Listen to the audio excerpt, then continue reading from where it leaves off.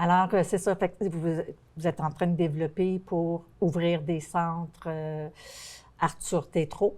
T'en es rendu où avec ça, là? Oui, bien alors, la bonne nouvelle, c'est qu'on signe notre bail. On ouvre, la première clinique devrait être dans la ville d'Ottawa, à l'hôpital Montfort. Une deuxième clinique à Ottawa qu'on négocie. Celle-là devrait ouvrir d'ici 60 jours. Donc, hôpital Montfort, en novembre, on devait être ouvert. Saint-Eustache, on devrait être ouvert en novembre.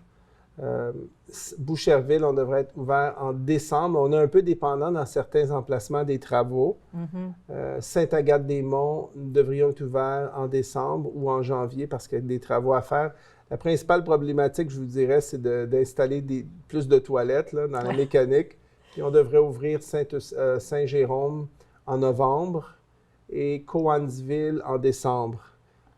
Pour le moment, c'est là où on en est pour le Québec, mais on travaille sur plusieurs autres emplacements en Ontario, au Québec. Puis on travaille, je rencontre le futur premier ministre de l'île du Prince-Édouard en 3 semaines. OK. On travaille sur l'ouverture d'un centre Arthur Tétrault, mais d'un centre de neurologie international aussi avec l'équipe de Washington qui viendrait joindre à nous. Si tout va bien, on en parle, on a des discussions. OK.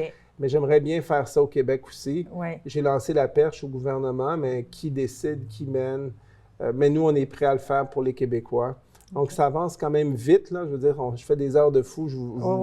Puis, mais on fait ce qu'on peut pour en ouvrir le plus possible. Donc, j'ai espoir qu'avant Noël, ou avant la fin janvier, il devrait en avoir 7 ouvertes déjà. OK. En un temps record, là, je veux dire, OK. c'est beaucoup de travail. OK. Puis à ce moment-là, si les gens sont intéressés, ça va être publié sur tes... Oui, sur les médias sociaux. médias sociaux qui te suivent. Ouais, aller suivre Nicolas Tétrault, comme ça, ils vont savoir où c'est ouvert et qu'ils vont pouvoir prendre des rendez-vous si c'est quelque chose qui les intéresse. Exactement. Puis, vous savez, même si on charge les gens, souvent, je ne charge pas des gens, je le fais gratuitement.